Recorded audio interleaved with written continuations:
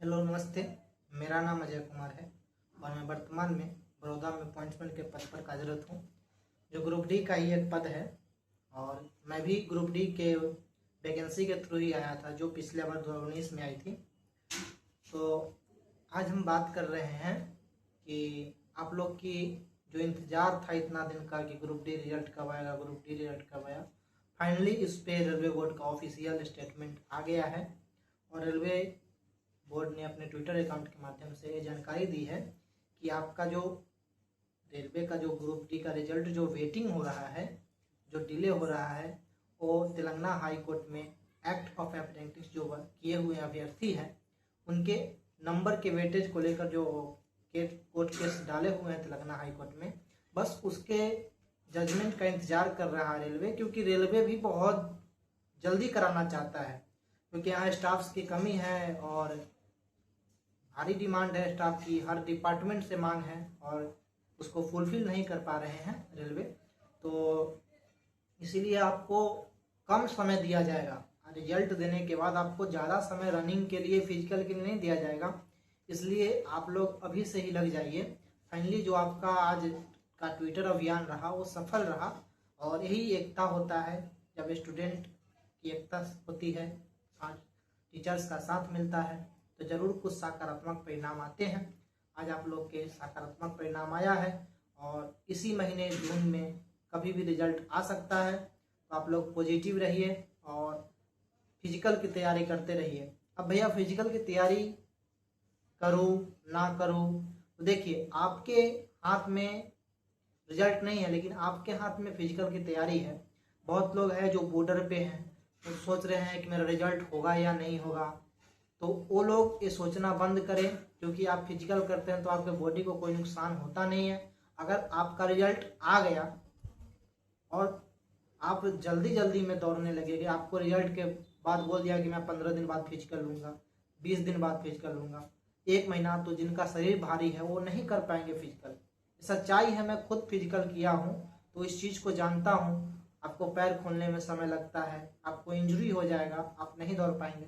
तो अब कितने नंबर वाले करें, कितने नंबर ऑफ स्टूडेंट सिलेक्ट होंगे फिजिकल के लिए, आइए सब बात करते हैं। मैं थोड़ा लिख के लाया हूँ डाटा कि आपका जो वैकेंसी है 32,438 वैकेंसी है, लेकिन 32,438 वैकेंसी में सब रेगुलर कैंडिडेट के लिए नहीं है।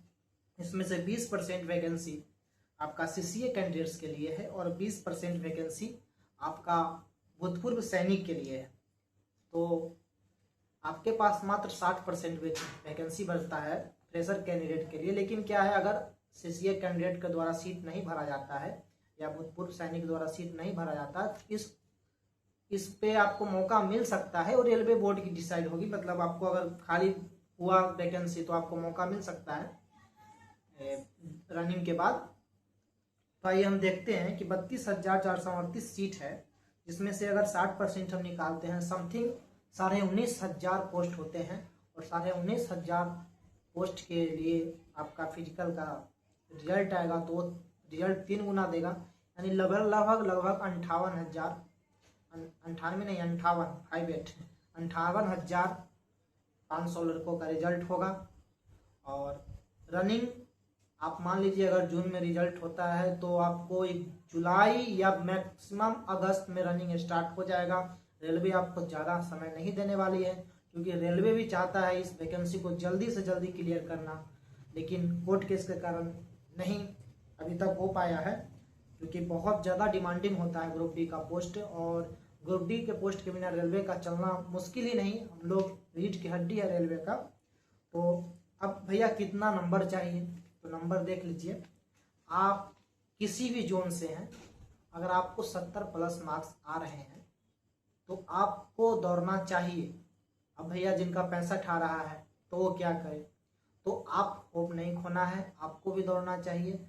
आपके जो अभी मेरिट लिस्ट आएगा, मेरिट बनेगा फिर रनिंग के लिए, वो 1-2 आधार नहीं होगा।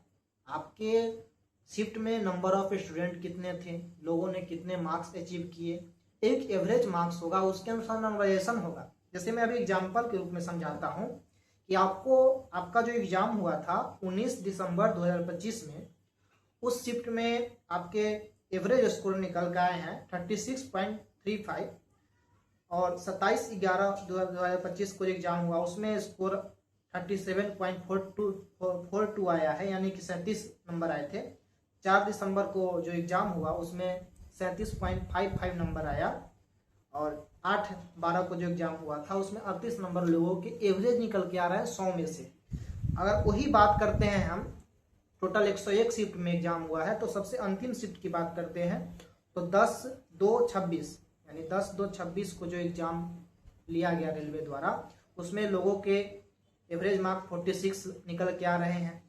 8 जनवरी 26 को जो लिया गया उसमें 47 आ रहे हैं।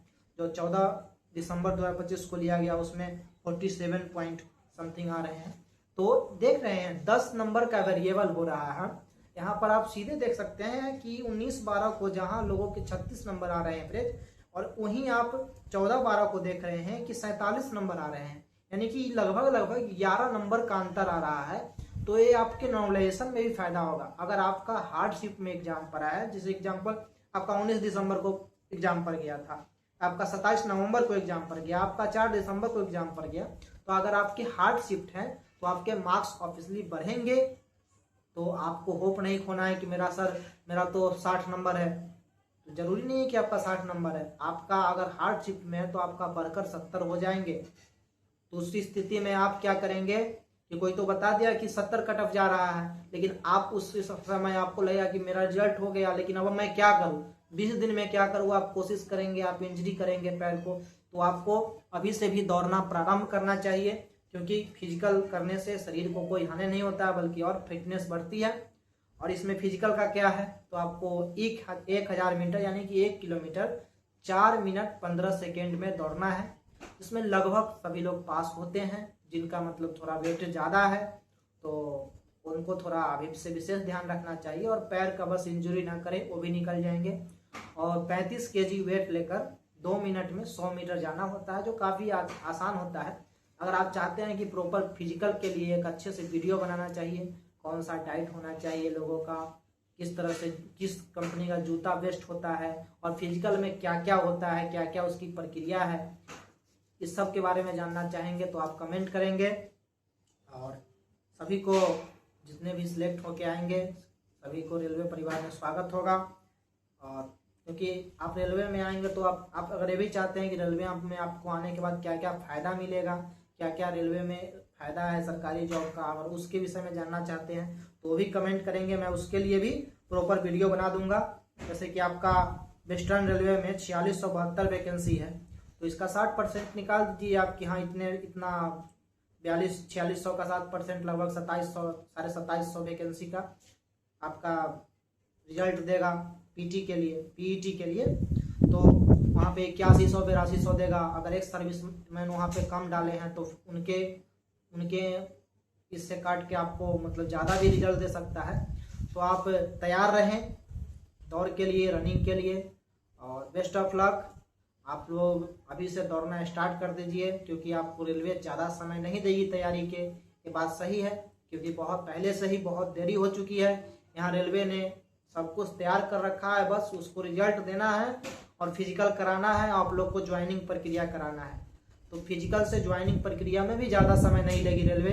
तो आप लोग लगे रहिए, और जो भी डाउट हो कमेंट सेक्शन में आप डालिएगा, मैं उसको प्रॉपर रिप्लाई करूँगा। अगर आप चाहते हैं कि आपको मतलब टोटल डाटा मिल जाए कि रेलवे मतलब जो भी एग्ज़ाम हुआ, मेरे पास 6,10,000 लोगों का आपका रैंक मित्रा का डाटा है। अभी आप उसको टेलीग्राम चैनल पर, रैंक मित्रा के टेलीग्राम पर चैनल पर जाएंगे तो वहाँ पे 6,10,000 लड़कों का डाटा मिल जाएगा। उसको आप देख सकते हैं कि कहाँ मेरे जोन में कितना लड़कों ने पार्टिसिपेट किया है, इसमें कितना नंबर लोग ला रहे हैं, आप उसके अनुसार देख सकते हैं। और आपको बस यही मैं कर रहा हूँ ना कि आपको घबराना नहीं है। नॉर्मलाइजेशन बहुत बड़ा खेल करता है रेलवे एग्जाम में। तो अगर आपके कम नंबर ही बन रहे हैं तो आपको दौड़ना चाहिए।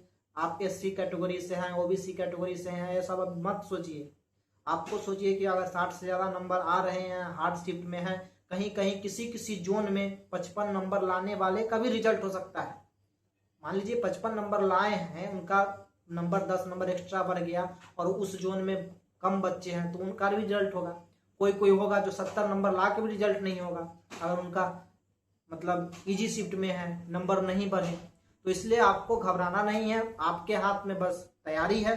उस चीज़ को आप प्रॉपर कीजिए और एक सीट पक्का कीजिए, क्योंकि अगर आप अच्छे नंबर ला रहे हैं, आपका सिलेक्शन हो जा रहा है, फिर जाकर अगर आप फिजिकल में फेल होते हैं तो बहुत ज़्यादा दुख होता है। तो इसलिए आप लोग लगे रहिए। Best of luck. धन्यवाद। वंदे मातरम।